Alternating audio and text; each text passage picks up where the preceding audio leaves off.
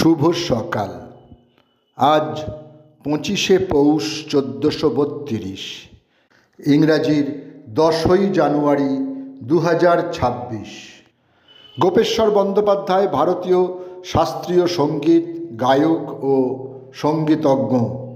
বিষ্ণুপুরী ঘরানার শাস্ত্রীয় সঙ্গীত, রবীন্দ্রসঙ্গীত ছাড়াও খেয়াল ও ধ্রুপদী গানের জন্য তিনি খ্যাতিমান ছিলেন। 10ই জানুয়ারি 1880, বাংলার 25শে পৌষ 1286 বিষ্ণুপুরে তিনি জন্মগ্রহণ করেন। ভারতীয় অর্কেস্ট্রার প্রাণপুরুষ, উদয়শঙ্করের সহযাত্রী, সরোদ শিল্পী তিমিরবরণ ভট্টাচার্যের আজ জন্মদিন। সময়টা 1901। সমস্ত ভারতবর্ষে তখন সরোদ বাজাতেন মাত্র 6 জন। সাধারণ মানুষ তখনও সরোদের নাম শোনেননি। ভারতীয় ফিল্ম মিউজিকে থিয়েটারের প্রভাবমুক্ত করে তাকে অন্য এক মাত্রায় বেঁধে দিয়েছিলেন তিমিরবরণ। বিনয় মুখোপাধ্যায় একজন বিশিষ্ট ভারতীয় বাঙালি সাহিত্যিক, সাংবাদিক ও প্রাবন্ধিক। যাযাবর ছদ্মনামে তাঁর লেখা দৃষ্টিপাত গ্রন্থটি 50-এর দশকে বাঙালি পাঠক মহলে আলোড়ন তুলেছিল। 10ই জানুয়ারি 1908 বাংলাদেশের ঢাকার ফেগুনমারে তিনি জন্মগ্রহণ করেন।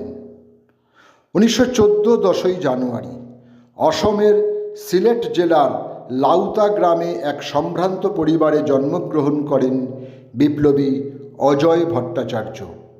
তাঁর গোটা পরিবার ছিল ব্রিটিশ সাম্রাজ্যবাদ বিরোধী। গোপন রাজনীতির কারণে তিনি দেওয়ান ভাই কাসেম অনিল ছদ্মনামে পরিচিত ছিলেন। রাজনৈতিক সাহিত্য ও প্রবন্ধ রচনায় তিনি যান্ত্রিক, সজ্জাদ, জাহির প্রভৃতি ছদ্মনাম ব্যবহার করতেন। ভারতীয় চলচ্চিত্রের পরিচালক এবং চিত্রনাট্যকার বাসু চট্টোপাধ্যায়ের আজ জন্মদিন। 10ই জানুয়ারি 1930 রাজস্থানের আজমের শহরে তিনি জন্মগ্রহণ করেন। তাঁর জনপ্রিয় চলচ্চিত্র ছিল তিসরি কসম।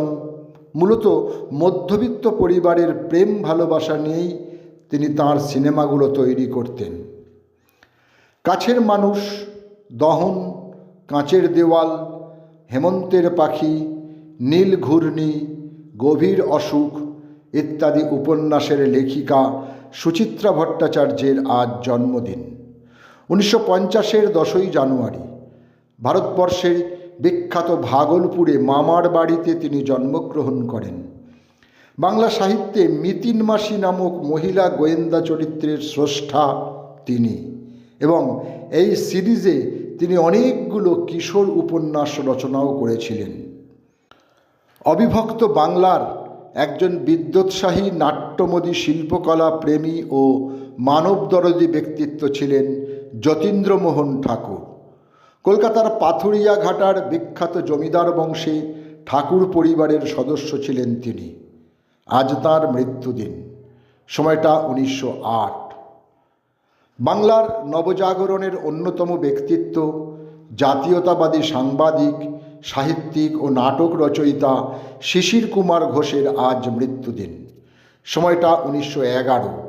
তাঁর রচিত প্রহসন বাজারের লড়াই ও 900 রুপয়া নাটক দুটি তাঁরই পরিচালনায় মঞ্চস্থ হয়েছিল। একজন খ্যাতিমান বাঙালি কণ্ঠশিল্পী, গীতিকার, সঙ্গীত পরিচালক সুধীন দাশগুপ্ত। বাংলা ছাড়া হিন্দি, অসমিয়া ও ওড়িয়া ভাষাতেও তিনি কাজ করেছেন। তিনি বাংলা গানের এক নতুন দিগন্তের সূচনা করেন। 10ই জানুয়ারি 1982 কলকাতায় তিনি শেষ নিঃশ্বাস ত্যাগ করেন। সকলকেই আমার আনত প্রণাম।